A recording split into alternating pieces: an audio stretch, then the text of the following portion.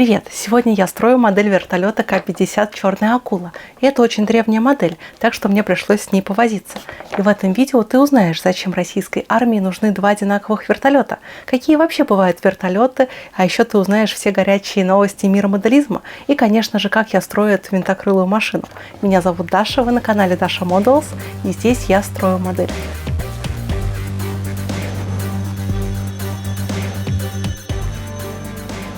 Сборка этой модели не заняла у меня много времени. Тут немного деталей, и самые главные из них – это две половинки фюзеляжа.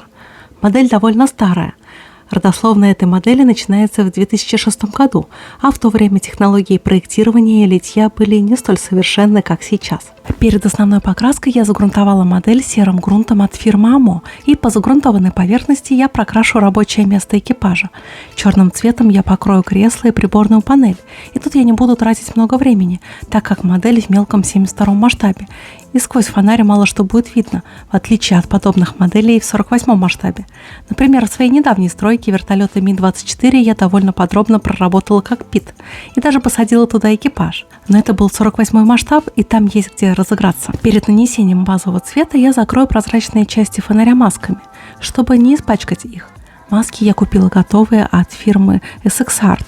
И для этой модели, кстати, маски можно было бы сделать из обычного малярного скотча, так как переплет фонаря имеет очень простые плоскости, в отличие от того же Ми-24 с его округлой ажурной верандой. А купила я маски в магазине «Модельная лавка». Там помимо красок и моделей можно найти интересные дополнения, которые облегчат вам работу над вашими моделями. Маски, фототравления, смоляные дополнения и, конечно же, гору всевозможных моделей. Для своего первого заказа используй этот промокод, и у тебя будет скидка аж 500 рублей. Ссылочка и промокод есть в описании к видео. Эта осень выдалась очень вертолетной для меня, и на моем канале уже вышло видео о постройке огромной копии ударного вертолета Ми-24 в 48 масштабе времен войны в Афганистане. И это видео уже оценили 140 тысяч человек, так что посмотри его, если пропустил. А несколько лет назад я строила парочку винтокрылых машин от КБ «Миля». Это были Ми-28 и Ми-8. И, кстати, внутри последнего я успела посидеть в десантном отсеке в музее парка «Патриот». Правда, освещение в той вертушке было как в ночном клубе, что несколько исказило впечатление об этой машине. И вот настала пора собрать модель вертолета К-50. Это очень старая модель от фирмы «Звезда». И я понимаю, почему многие негативно высказываются о качестве модели этой фирмы. Чтобы оценить реальные дела, советую браться за новинки от этой фирмы. А этот вертолет ребята из Лобни держат в продаже только из-за спроса. Люди берут, так зачем что-то с ней делать? И очень надеюсь, что «Звезда» когда-нибудь перевыпустит модель К-50 в 72 масштабе или даже возьмется за модель в 48. Так что, если вы хотите отдохнуть за процессом стройки модели, то я очень не рекомендую эту модель. За нее стоит браться, если вам действительно очень хочется построить именно эту модель этого вертолета и именно в этом масштабе. Также есть альтернатива в виде модели от фирмы Моделист, но она не сильно лучше. И забавно, что ребята из Лобни не смогли договориться по лицензии СКБ Камова. На коробке не написано К-50, а лишь прозвище этого вертолета «Черная акула». Теперь началась самая интересная часть работы над моделью вертолета К-50. Это нанесение основного цвета. Авиация, она сложна в окраске из-за своего цветового разнообразия. В частности, для отечественной авиации характерна окраска нижней плоскости в небесно-голубой цвет, а верхняя часть окрашивается обычно в камуфляж. Так и тут я начала окрашивать нижние поверхности вертолета в так называемый авиационный голубой цвет от фирмы Pacific 88 серии Aero. Я просто закрашиваю нижнюю часть в этот цвет без особых художественных изысков. После того, как основа высохла, я начинаю наносить маски, чтобы покрасить винтокрылую машину в основной цвет. Черная акула у меня будет в камуфляжной окраске. Часто можно увидеть этот вертолет в двух основных цветовых схемах. Черный, благодаря чему он получил свое прозвище, и в камуфляже, как буду делать я. Для масок я использую классический модельный скотч от фирмы Мачете, который можно в разных размерах купить в магазине «Модельная лавка». А скотча на эту модель уйдет очень много, так как я буду красить черную акулу в камуфляжную окраску.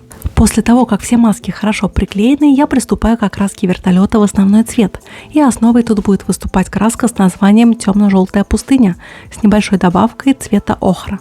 В этой работе я использую краски от фирмы Pacific 88 серия Aero. Для аэрографа ее не надо разбавлять, достаточно просто взболтать, и можно сразу залить в аэрограф и наносить на модель. И, кстати, сделаны они в России. А в качестве основного инструмента я использую аэрограф Machete 1020, который я нашла на модельной лавке. Это дешевый аэрограф, но для моделизма он отлично подойдет и новичку, и даже опытному моделисту. И теперь настало время вертолетной теории. Ставь лайк и комментарий, если тебе нравятся мои такие рассуждения. Если мы взглянем на вертолет К-50, то сразу возникает чувство дежавю, ведь он очень похож по концепции на вертолет Ми-28 от конструктора КБ «Миля». Это два ударных вертолета с очень похожим набором вооружений. И различает их только одно – это количество членов экипажа. У Ми-28 их 2, у К-50 1. И пилот отвечает и за управление, и за огневое поражение противника. И тут есть и свои минусы, и плюсы. Но, к слову, в дальнейшем КБ Камова переработали К-50 и сделали двухместную версию К-52. И, по сути, это сделали они относительно легко. Они просто откусили нос где-то перед двигателями и установили более широкую кабину. Но вернемся к сравнению К-50 и Ми-28. Это вертолеты, ярчайшие представители своих школ. Напомню, что в Советском Союзе и в современной России есть две фирмы, которые проектируют вертолеты. Это Камов и Миль. И оба КБ названы в честь своих первых генеральных конструкторов. Отличить вертолеты этих КБ очень легко. Вертолеты у Камова летят благодаря двум соосным винтам, раз-два. А у изделия фирмы Миля один несущий винт и один в хвостовой части. Так зачем вертолету два винта? Дело в том, что будь у аппарата он только один, то, вращаясь несущий винт, стремился бы раскрутить фюзеляж вертолета в обратную сторону. И для устранения данного явления предназначен установленный вертикально на хвостовой балке винт на примере Миля. И для привода рулевого винта нужен вал, который уйдет почти через весь фюзеляж вертолета и передает крутящий момент именно этому винту. И это очень ненадежная схема, ведь при повреждении этого вала вертолет сразу становится неуправляемым. А вертолеты КБ Камова, как правило, не используют схему с задним винтом, а применяют соосную схему винтов.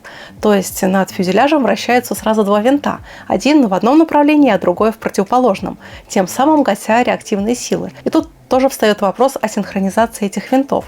Это довольно сложная схема. И какая же из схем лучшая? Тут очень сложно сказать, и в той и в другой есть свои компромиссы, которые приходится решать конструкторам. И надеюсь, что тебе стало понятнее, почему вроде бы два одинаковых вертолета, а такие разные на вид.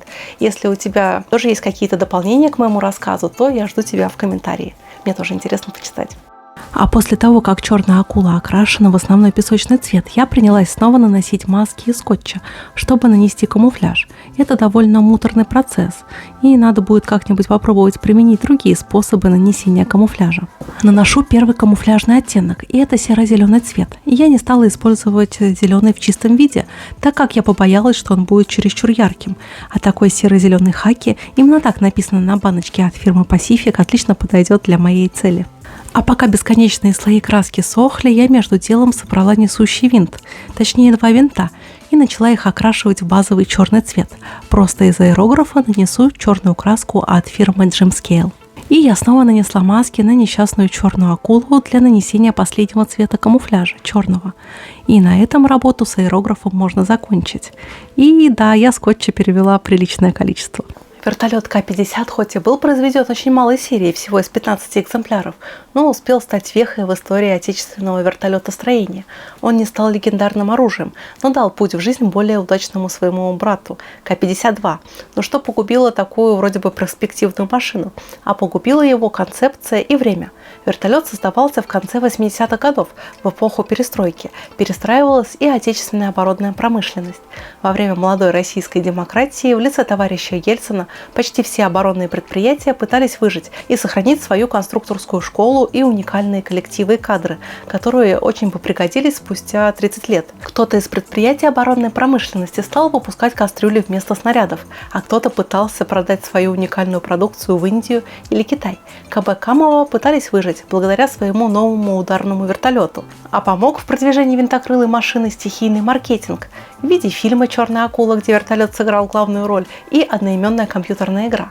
На жизнь вертолета повлияла и его концепция. Это одноместный ударный вертолет. Пилот должен был управлять машиной в воздухе и отвечать за вооружение.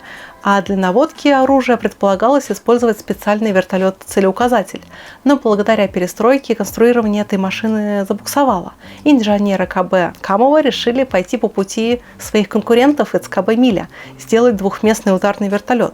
У Ми-28 тандемная схема размещения экипажа друг за другом, и как у его предшественника Ми-24. И такая компоновка вертолета снижает лобовое сопротивление, но у экипажа нет визуального контакта друг с другом.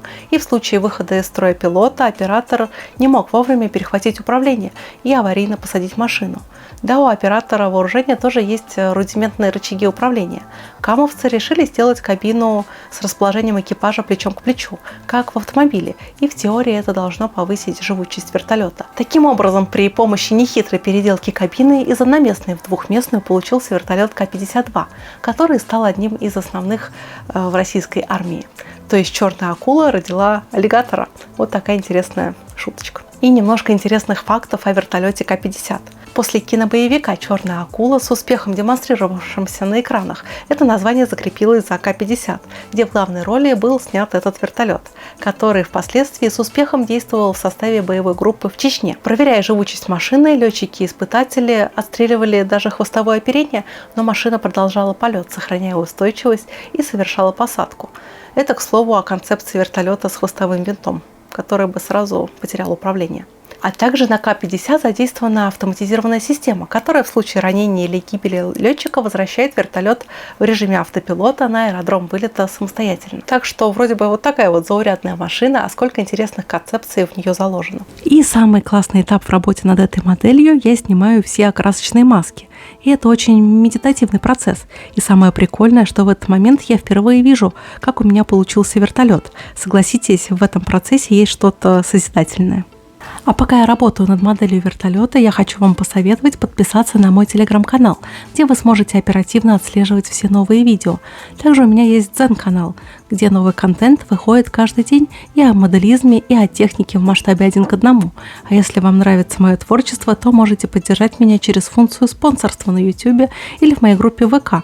Все ссылочки есть в описании. Во время ручной работы я окрашу колеса шасси, чтобы потом в окрашенном виде поставить их на готовую модель. И также я поработаю над винтовой группой.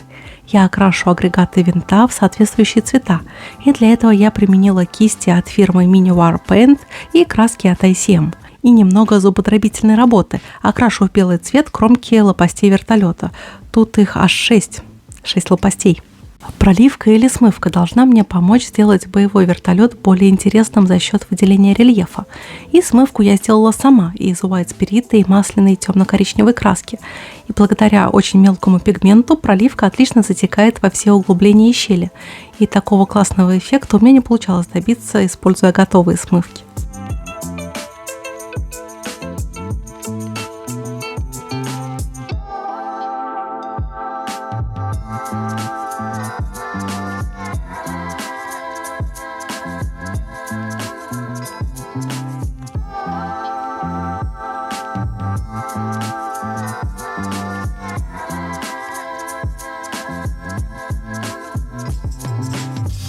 А вытираю смывку я тряпочкой, смоченной в white спирите. И благодаря такой тактике сама смывка остается в углублении рельефа модели, а с поверхности она легко удаляется.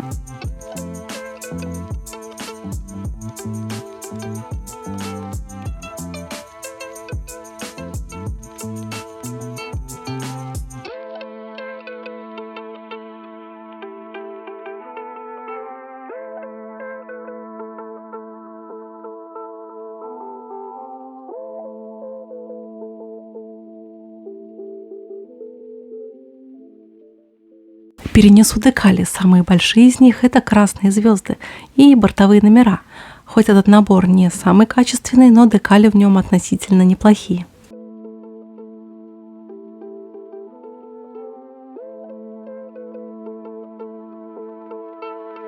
А теперь настало время новостей мира моделизма. И сейчас я расскажу, что интересного случилось в мире моделизма и в моей моделистской деятельности.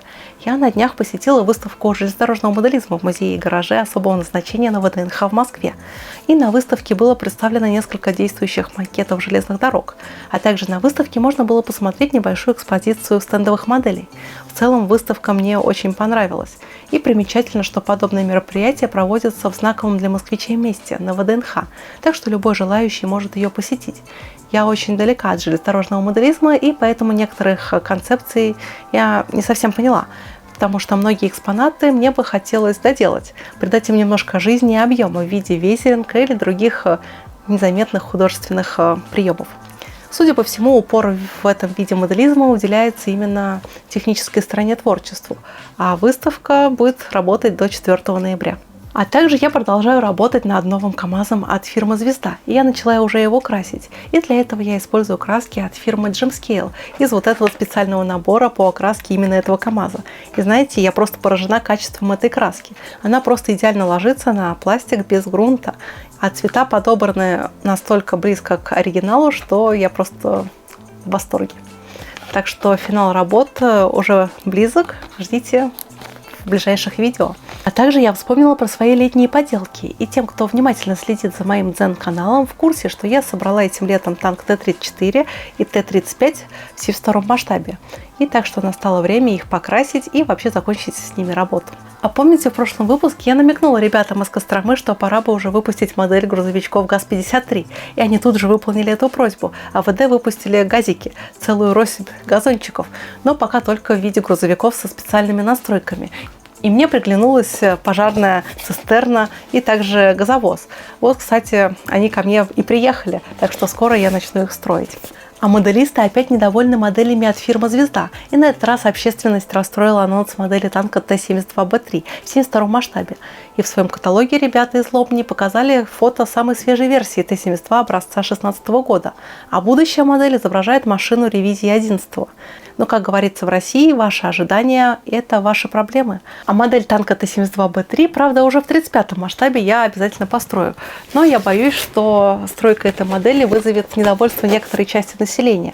На этой модели будет красоваться нативная реклама бренда женского нижнего белья. И надеюсь, вы поняли этот намек. Так, самые важные новости мира моделизма я вам рассказала, а мы пошли дальше смотреть, как я работаю над вертолетом К-50. И поработаю немножко маслом, чтобы придать вертолету жизни и сделать его не таким скучным.